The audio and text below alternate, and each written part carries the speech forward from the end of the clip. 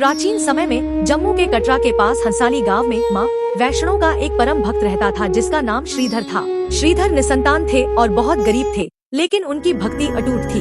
एक बार माता ने एक छोटी कन्या का रूप धरा और श्रीधर के सपने में आकर उन्हें एक विशाल भंडारा करने का आदेश दिया। श्रीधर दुविधा में थे कि इतने सारे लोगों को भोजन कैसे कराएंगे, लेकिन माता के आशीर्वाद से उस छोटी सी कुटिया में पूरे गाँव के लोग और कई साधु संत समा गए। इसी भंडारे में गुरु गोरखनाथ के शिष्य भैरवनाथ भी आए थे। भैरवनाथ अपनी सिद्धियों के अहंकार में थे और उन्होंने दिव्य कन्या माता की शक्ति को भांप लिया। जब भैरव ने उस कन्या को पकड़ने की कोशिश की तो माता वायु रूप में बदलकर पहाड़ियों की ओर भागने लगी। रास्ते में माता जहाँ रुकी वहाँ की मिट्टी से जल की धारा फूटी जिसे बाणगंगा कहा जाता है। इसके बाद माता एक गुफा में 9 महीने तक तपस्या के लिए रुकी, जिसे अर्धकुंवारी के नाम से जाना जाता है।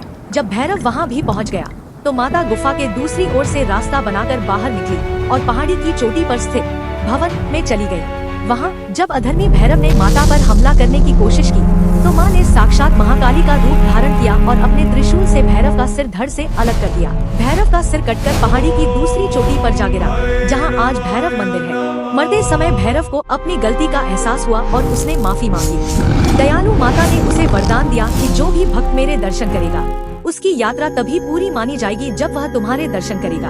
अंत में माता 3 पिंडियों महाकाली, महालक्ष्मी और महासरस्वती के रूप में उस गुफा में सदैव के लिए स्थापित हो गयी, जिन्हें आज हम वैष्णो देवी के नाम से पूजते हैं।